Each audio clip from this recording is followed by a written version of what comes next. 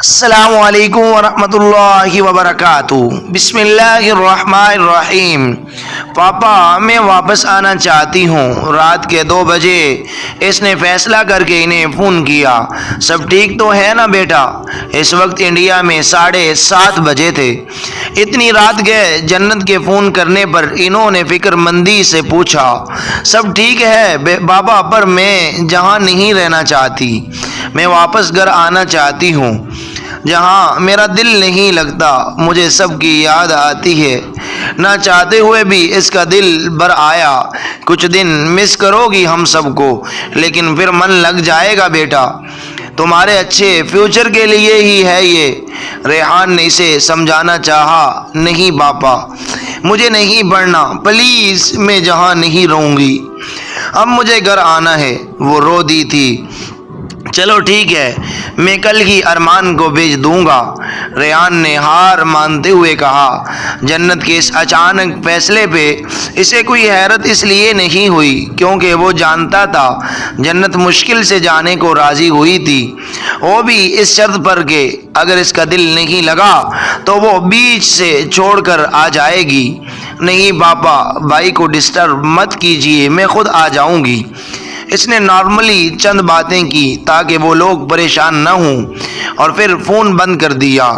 تم ہی نے کہا تھا نا جنت، تمہیں ایسے لڑکوں سے نپٹنا آتا ہے، تم ان سے نہیں ڈرتی، ان کا سامنا کرنا جانتی ہو، تو اب کیوں ایک لڑکے سے ڈر کر تم کالج چھوڑ کر جا رہی ہو؟ اس نے صبح اپنی تیاری مکمل کر لی تھی، وہ جانے کا فیصلہ کر چکی تھی، لیکن حنا کب سے اسے روکنے میں لگی تھی۔ میں اس لیے نہیں جا رہی ہوں حنا کیونکہ میں ایک لڑکے سے ڈر گئی، بلکہ میں اس لیے جا رہی ہوں کیونکہ وہ لڑکا سمر ہے اور اس سے نہیں لڑ سکتی میں۔ بیگ بند کر کے وہ اس کی جانب دیکھ کر پہلی دفعہ بولی تھی، سمر کون؟ سمر حنا نے حیرانی سے پوچھا، سمر وہ تو سیم ہے۔ نہیں، میرا منگیتر وہ سمر ہے، وہ روک کر بولی۔ ساری رات جاگنے سے اس کی آنکھیں سرخ ہو گئی تھی۔ کیا حنا اٹھ کر اس کے مقابل کھڑی اسے شاک سے دیکھ رہی تھی۔ اتنے سالوں تک میں نے اس سے ملنے کی دعائیں کی ہیں، اسے اپنے لیے خدا سے مانگتی آئی ہوں، ایک طرفہ محبت کرتے ہوئے اتنی آگے نکل گئی کہ خود کو بھول چکی ہوں میں، لیکن اب جب وہ ملا تو کیسے میرا دل، میرے خواب، میری امیدیں سب ٹوٹ گئی۔ حنا وہ نہیں ہے جسے میں نے چاہا، وہ کوئی اور ہے۔ اس کا یہ چہرہ دیکھ کر میری محبت کمزور پڑ گئی حنا، میرے سارے اعتماد ٹوٹ گئے، میں خود بھی بہت کمزور ہو گئی ہوں، نہیں لڑ سکتی میں اس سے، میرا جہاں سے چلے جانا ہی صحیح ہے۔ اپنی آخری بات مکمل کر کے وہ بیگ کا ہینڈل تھامے روم سے باہر نکل گئی۔ وہ جانے کا طے کر چکی تھی اور اب بس اسے جانا تھا۔ جنت حنا بھی اس کے پیچھے باہر نکلی۔ لیزا کو اپنے کیے پر پچھتاوا ہو رہا تھا کہ اس نے ہانیہ کی بات مان کر اس کا ساتھ دیا، لیکن وہ بھی یہ نہیں جانتی تھی کہ ہانیہ کیا کرنے والی ہے۔ جنت کو روتے دیکھ کر اسے بہت افسوس ہوا، وہ بہت شرمندہ تھی، اسی لیے اس نے حنا سے فون کر کے معافی مانگی۔ تم نے جو غلطی کی ہے وہ معافی کے لائق نہیں ہے لیزا، جانتی ہو جنت اتنی ہرٹ ہوئی ہے کہ وہ کالج چھوڑ کر جا رہی ہے۔ حنا کے الفاظوں نے اسے اور شرمندہ کیا۔ کالج آتے ہوئے جب اس نے ہانیہ، سیم اور باقی سب کو ساتھ دیکھا تو ان سے بات کرنے وہاں آ گئی۔ آپ لوگوں نے جو کیا ٹھیک نہیں کیا، وہ ان لوگوں کے پاس آ کر بولی۔ ہانیہ نے اسے ناگواری سے دیکھا، ہمیں پتہ ہے کیا ٹھیک ہے کیا نہیں، تم اپنا راستہ ناپو، وکی نے آہستہ سے کہا۔ جس پر سیم نے اس کی جانب دیکھا تو وہ چپ ہو گیا۔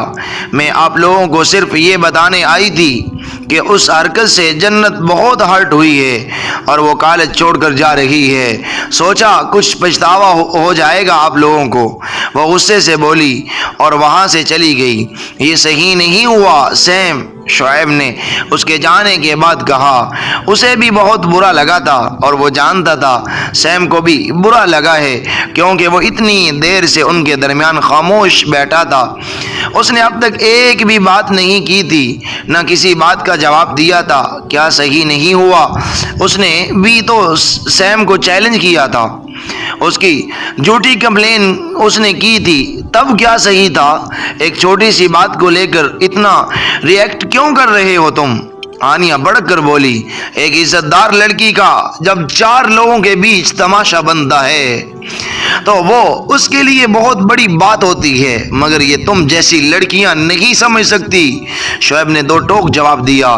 ہانیہ کو اس کی بات سے مرچیں لگ گئی تھی، وہ زور سے بولی۔ سیم نے پہلی دفعہ ان کی لڑائی سے عاجز آ کر بولا۔ سیم ہانیہ نے اپنی صفائی دینی چاہی تو وہ اسے غصے سے دیکھ کر بولا، پھر خود ہی بیر آ گیا اور گاڑی میں بیٹھ کر گاڑی سٹارٹ کر لی۔ میں کیوں اس کے بارے میں اتنا سوچ رہا ہوں؟ مجھے کیوں برا لگ رہا ہے اس کا ہرٹ ہونا؟ اگر وہ کالج چھوڑ کر جا رہی ہے تو جائے، مجھے کیوں فرق پڑ رہا ہے؟ وہ میری کوئی نہیں تھی۔ وہ خود سے ہی مخاطب تھا، اپنی الجھن کو سلجھانے کی کوشش کر رہا تھا۔ اگر کوئی نہیں تھی تو انجان کیوں نہیں لگتی؟ اس کا چہرہ بہت اپنا اپنا سا لگتا تھا، ایسا لگتا تھا بہت پہلے سے جانتا ہوں اسے۔ اس کی آنکھیں بہت جانی پہچانی تھی اور اس کا نام جنت۔ ایک پل میں اس کے تاثرات بدلے تھے، وہ بہت سنجیدگی سے کچھ سوچ رہا تھا، پھر ایک دم سے گاڑی کو بریک لگایا۔ موبائل نکال کر اس نے جلدی سے شعیب کو کال ملائی۔ ہیلو شعیب، مجھے جنت کا پورا نام جاننا ہے، ابھی وہ جلدی سے بولا۔ سامنے سے شعیب نے جواب دیا اور وہ فون کو کان سے لگائے اگلے 5-6 منٹ بیٹھا رہا۔ ہیلو سیم، جنت کا پورا نام ہے جنت ریحان علی۔ شعیب نے تقریباً 6 منٹ بعد جواب دیا۔ کیا؟ یقین کرنا، وہ دوبارہ بولے۔ یقین کرنا چاہ رہا تھا سیم، جنت ریحان علی اس کا پورا نام ہے، شعیب نے دوبارہ بتایا۔ سیم نے اپنے دوسرے کان کو بہت سختی سے پکڑا، اس کے کان میں موجود بالی سے خون نکلنے لگا تھا۔ شعیب نے 2-3 بار ہیلو کہا لیکن اس نے کوئی جواب نہیں دیا۔ فون دھیرے سے چھوٹ کر اس کے پیر پر گرا تھا۔ اس نے تھکے انداز میں سیٹ سے سر ٹکاتے ہوئے آنکھیں بند کر لی، کان کو اسی طرح پکڑے۔ جنت بے آواز اس کا نام دہراتا، وہ اس کی موجودگی کے ہر لمحے کو یاد کر رہا تھا۔ پہلی بار جب ہاسٹل میں وہ اس کے قریب تھی، کالج میں جب ان کا تکرار ہوا تھا، ریسٹورنٹ میں جب ایکسیڈنٹلی ملے تھے، لائبریری میں اس کا گرنا اور کل رات اس کا اپنے سینے سے لگنا۔ فائزہ اور علیشہ کے دونوں بیٹے ان کے گلشن کے پھول بن کر آئے تھے جو سب کو بے حد عزیز تھے۔ علیشہ نے خود اپنے بیٹے کا نام کبیر رکھا تھا، جبکہ عیشہ کو اپنے بھائی سے ملتا جلتا نام رکھنے کی خوشی تھی، اس لیے اس نے ارمان نام دیا تھا۔ ارمان اور کبیر سب کی آنکھوں کے تارے بنے ہوئے تھے۔ 1 سال بعد عیشہ اور ساحر کی زندگی میں عائشہ کی آمد ہوئی تھی، جو ان کی دنیا میں بہاریں لے آئی تھی۔ ساحر کی تو اس میں جان بستی تھی، اس کی پچھلی زندگی میں جو اپنوں کی کمی تھی ان کو پورا کیا تھا۔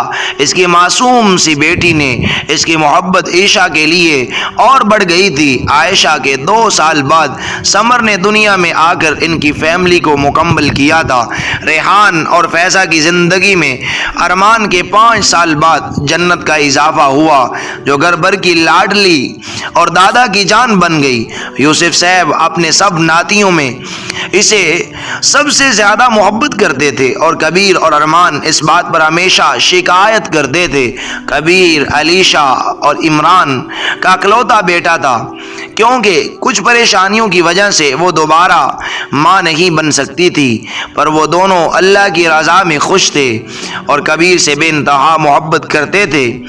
اس کی ہر خواہش پوری کی جاتی تھی۔ 3 الگ گھر لیکن ایک دنیا تھی سب کی، جس میں خوشیاں ہی خوشیاں تھی، لیکن ان خوشیوں کو کسی کی نظر لگ گئی یا شاید ان کے رشتے میں آزمائش کا وقت آ گیا تھا۔